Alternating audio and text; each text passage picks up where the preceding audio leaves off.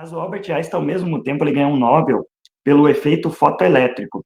Eu gostaria que aqui, e eu sei, eu quero comparar porque foi feito pela mesma pessoa, eu gostaria que você explicasse para nós, inclusive, isso. Pela mesma pessoa, a princípio, você fez um trabalho que era muito mais imediato para a sociedade, e depois você tinha um embasamento teórico, um modelo, que é a relatividade, que hoje em dia funciona como uma teoria que modela até o próprio Big Bang, e os telescópios, muitas coisas é modelado com isso. Mas eu gostaria que você desse uma imagem daquela época, o que significava um e o que significava o outro, mesmo sendo feito pela mesma pessoa, postulado, o experimento do efeito fotoelétrico em relação à mecânica relativística, né, no caso, a relatividade que não levou o prêmio Nobel. Você poderia comentar um pouco disso para nós? Cara, claro, isso aí eu fiquei até arrepiado de você falando, porque isso aí foi um dos apêndices do meu TCC. Porque eu contei a história da mecânica quântica e em determinado momento, querendo ou não, você tem que citar Albert Einstein. Ele não foi o fundador da mecânica quântica, da física quântica, etc., porém ele tem uma contribuição enorme. Porque existia, na virada do século XVIII para o século, perdão, do século XIX para o século XX, existiam poucas questões em aberto na física, e uma delas é sobre o que a gente chama de radiação de corpo negro,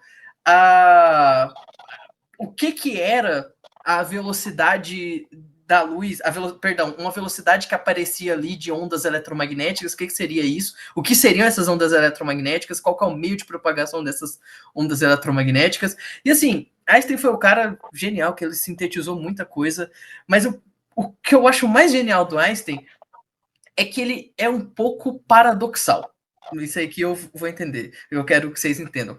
Uma das questões em aberto que tinha nessa virada do século era a questão de por que em determinado momento, quando você incidia luz sobre um material, aparecia corrente elétrica em um circuito.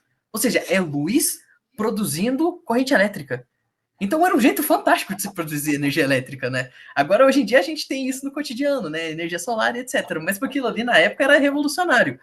E aí foi introduzido por Einstein o conceito de fóton. Fóton para ele era o mínimo possível, a menor divisão possível da luz. A luz era como se fosse uma partícula, partículas de fóton. Essas partículas são as unidades de luz. E a partir disso, em 1905, ele produz lá um artigo que explica essa emissão, a ideia dos fótons, etc. Mas no mesmo ano, em outra teoria que agora a gente entende como sendo a teoria da relatividade, né, a relatividade de Einstein, ele usa a mesma luz como sendo uma onda. Então, o mesmo cara, em duas teorias diferentes, as duas estando certas, porque a gente tem comprovação das duas, ele usa o fóton como partícula e ganha o Nobel, que é o efeito fotoelétrico dele, que agora a gente tem um monte de aplicação tecnológica desse efeito fotoelétrico, e relatividade, que ele não ganhou o Nobel.